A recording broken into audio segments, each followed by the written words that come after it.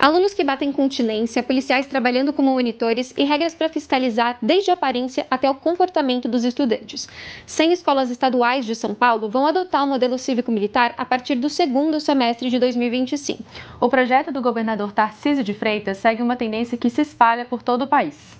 O número de escolas cívico-militares ou militarizadas vem crescendo tanto nas cidades e estados governados pela direita quanto naquelas governadas pela esquerda. Mas por que esse modelo tem se espalhado e o que essas escolas têm de diferente das outras? Eu sou Jéssica Bernardo. E eu sou Valentina Moreira. E neste vídeo a gente vai te explicar por que o modelo militarizado vem crescendo em todo o Brasil.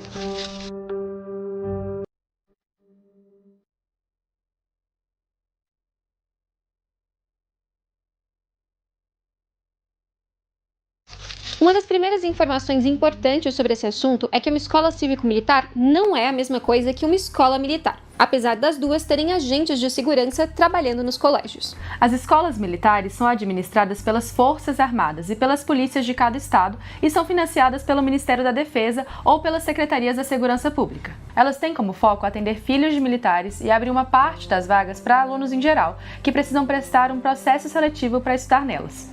É o que acontece, por exemplo, no Colégio Militar de Brasília, que pertence ao Exército.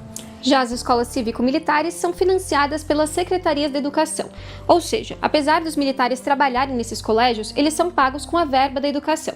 Essas unidades, em geral, custam mais caro do que uma escola comum. No Brasil, há vários modelos de escola cívico-militar.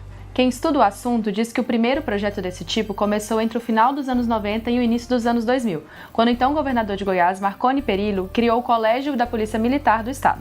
Numa tentativa de repetir o modelo dos colégios das Forças Armadas, Goiás passou algumas das escolas públicas do estado para a administração da Polícia Militar, como explica a professora da UNB, Catarina de Almeida Santos. Quando surge lá em Goiás, surge com a Polícia Militar fazendo direção disciplinar, direção praticamente administrativa e também a questão dos monitores. Com regras rígidas de comportamento para os alunos e uma rotina de práticas militares, como bater continência, o projeto ganhou força em Goiás e acabou se espalhando de diferentes formas pelo resto do país. Então, o estado de Goiás tornou-se referência nesse modelo, mas ela começa espalhando para o estado do Amazonas, para o estado da Bahia, né, e vai crescendo.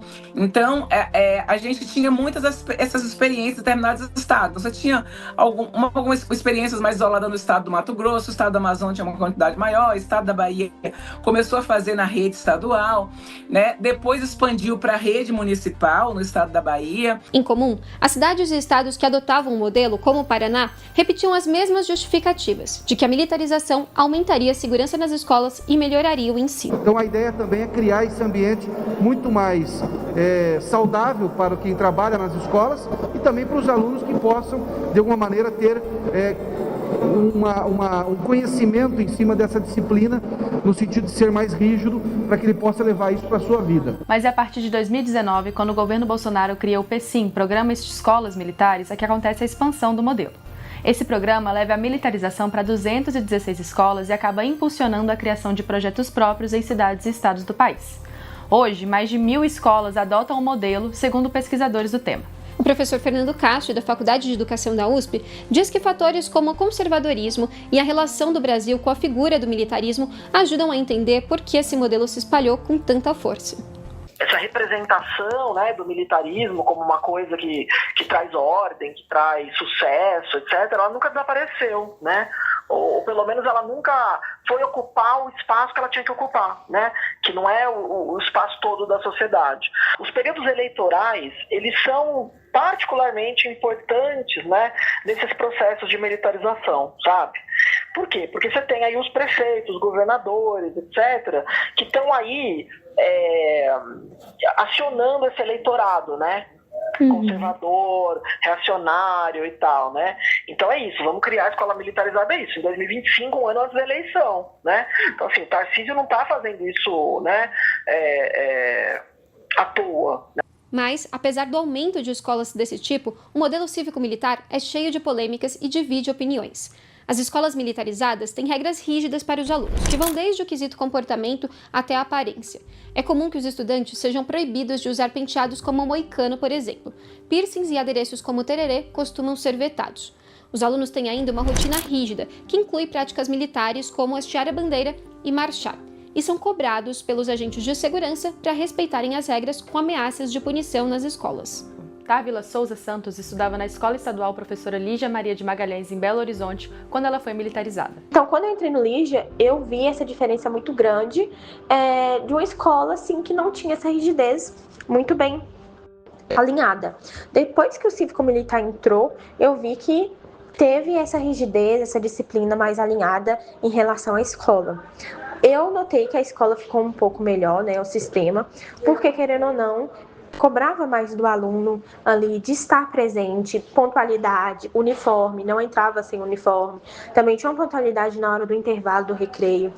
Já Isadora Caetano, que matriculou o filho Vinícius na Escola Estadual Princesa Isabel, também em Belo Horizonte, disse que teve uma experiência bem diferente. Os meninos são bem regrados, igual na sala. Ele não podia sair fora da sala para fazer o xixi dele, fora do horário.